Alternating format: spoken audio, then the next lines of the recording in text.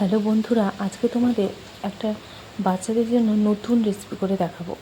দেখো, আমি একটা আপেল নিয়েছি আর বাটির মধ্যে একটু সুজি নিয়েছি।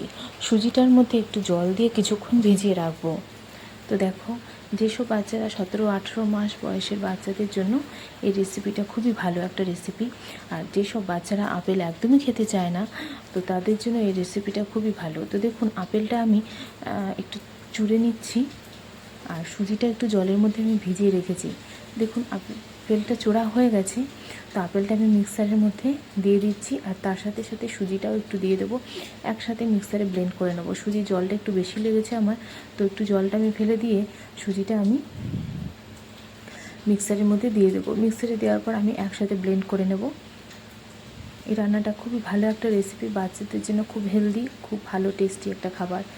আমার বাচ্চাদের খুবই পছন্দ করে এই রেসিপিটা। তো দেখুন, আমার মিক্সারে আমি ব্লেন্ড করে নিয়েছিলাম। তো এবারে আমি একটু এটার মধ্যে একটু আমুল দুধ দিয়ে দিচ্ছি।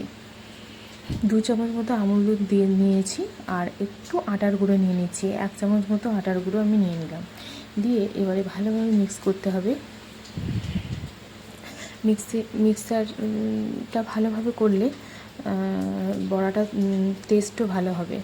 তো দেখুন, আমি ভালোভাবে ব্লেন্ড করে নিচ্ছি একদম।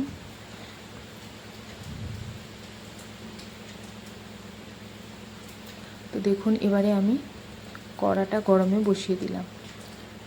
এবারে একটু বাটার দেব। আপনারা বাটারের বদলে তেল ইউজ করতে পারেন, ঘি ইউজ করতে পারেন। তো আমি বাটারটাই দিলাম। হেলদি হওয়ার জন্য বাটার, ঘি দুটোই ভালো।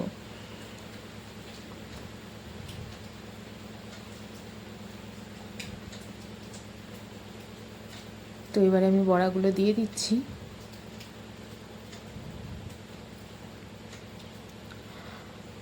ভালো লাগলে আমার চ্যানেলটা অবশ্যই লাইক, কমেন্ট এবং সাবস্ক্রাইব করবেন।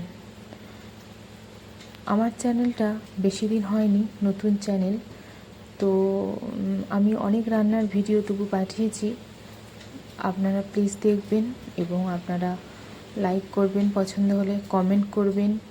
তো দেখুন, আমি বড়াগুলো একটু একটু করে দিয়ে উল্টো পাল্টো করে আবার ভেজে নিচ্ছি। আস্তে আস্তে করে বড়াগুলো ভাজবেন, বাতি কমিয়ে কমিয়ে ভাজবেন, একটু ঢাকা দেবেন, দেখবেন খুব সুন্দর হবে। একটু সময় নিয়ে ভাজলে খুব ভালো হবে আর নরমও হবে, বাচ্চারা খেতেও পারবে ভালো। তো আমার চ্যানেলটা সাবস্ক্রাইব করতে একদমই ভুলবেন না। তো দেখুন, আর যে লাস্ট বাকিটুকু যে ছিল সেটাও আমি দিয়ে দিলাম সুন্দর করে। আপনারা এটাও করতে পারেন, একবারে একদম বেশি করে পুরোটা দিয়ে দিয়ে পিৎজার মতো করতে পারেন। ঢাকা দিয়ে রেখে পিৎজার মতো করে একটু পিস পিস করে কেটে নেবেন, সেটাও বাচ্চারা পছন্দ করবে। হ্যাঁ, তো এরকম করলে একটু পাতলা বেশি হয়, নরম বেশি হয়। তো যেসব বাচ্চারা একটু বড়, তারা কিন্তু পিৎজার মতো করলেও ভালো খাবে। একটু পিস পিস করে কেটে দিলে বাতিটা কমিয়ে কমিয়ে ভালো করে ভাজতে হবে। তো দেখুন, আমার রান্নাটা একেবারে তৈরি হয়ে গেছে। আপেল দিয়ে একটা সুন্দর ডিশ তৈরি হয়ে গেছে। হ্যাঁ, আমুল দুধের জন্য টেস্টিও হয়েছে খাবারটা আরও বেশি। দেখুন, একদম সুন্দর একটা টেস্টি খাবার। ভালো লাগলে অবশ্যই লাইক, কমেন্ট